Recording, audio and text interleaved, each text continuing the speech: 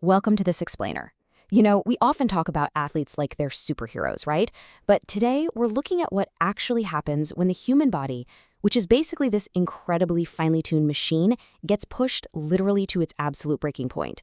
We are dissecting the massive shockwaves hitting the Indian national cricket team right now, and we've got to start with their absolute biggest star.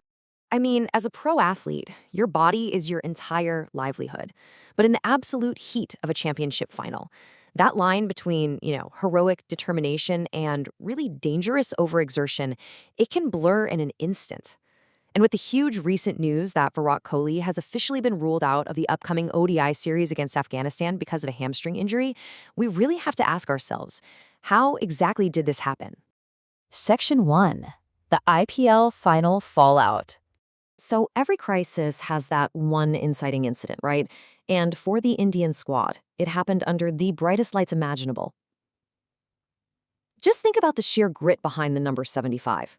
In the IPL 2026 final, Kohli absolutely smashed 75 runs off just 42 balls, securing RCB the title. But, and this is a huge but, he did this while battling some really visible discomfort. He was literally limping through his runs, needing heavy strapping right there on the field. I think we all just kind of hoped it was a really bad cramp, but, well, the reality turned out to be far more costly. And the fallout from this was just incredibly fast. On May 31st, Kohli suffers the injury.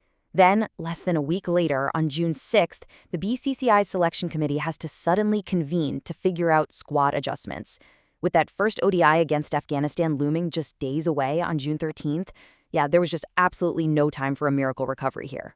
The immediate impact on the team honestly can't be overstated. Team India's assistant coach Ryan Tendoshkot was talking to the media during a pre-match press conference, and he said official communication will come on that, but it is always a big blow if players like Virat misses out. And he hit the nail on the head. It's a massive void.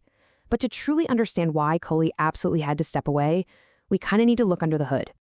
Which brings us to Section 2, Anatomy of Hamstring Injuries. So to understand why putting him on rest was literally the only option, we've got to look at the science.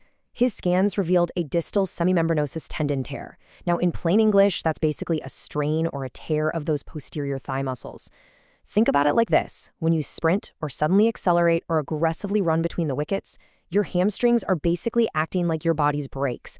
They control your movements. So you're putting an immense mechanical load on them every single time. In sports medicine, they actually classify these injuries into 3 specific grades. Grade 1 is a mild strain, usually takes about 1 to 3 weeks of recovery.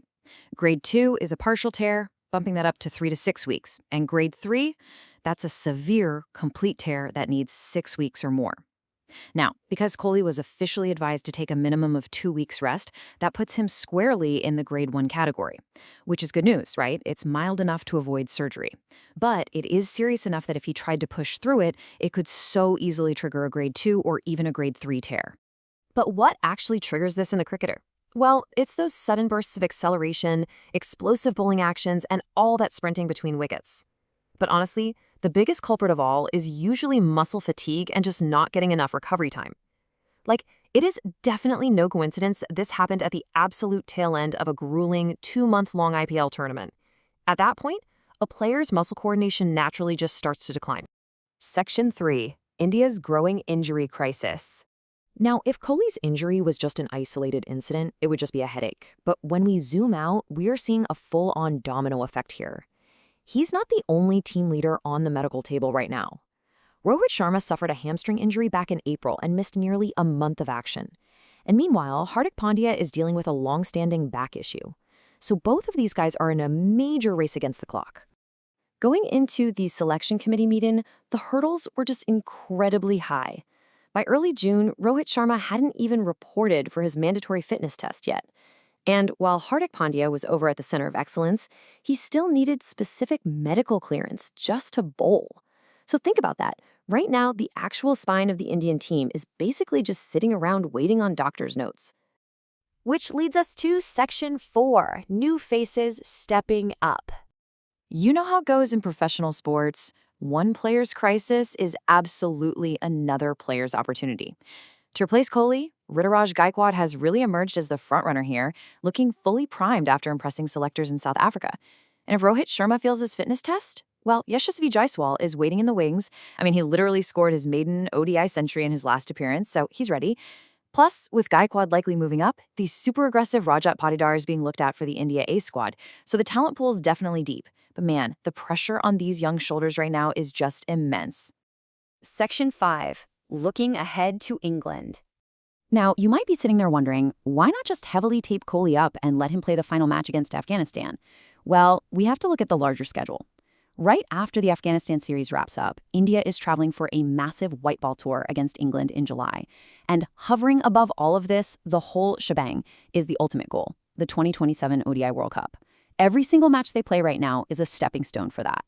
And from a sports science perspective, the reality is pretty stark. Rushing a return to play is literally the #1 cause of hamstring re-injury.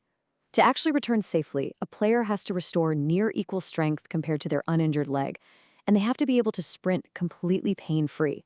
So if Kohli was rushed back for just one ODI on June 20th, he'd be risking a grade 2 or 3 tear. That would potentially wipe out his entire England tour and could derail years of careful preparation.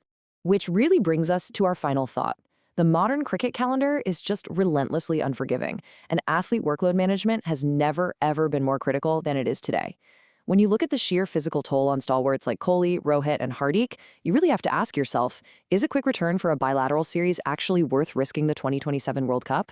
It is such a high-stakes balancing act between today's victories and tomorrow's legacy. Thank you so much for joining me on this explainer. Keep asking the big questions, and I will see you next time.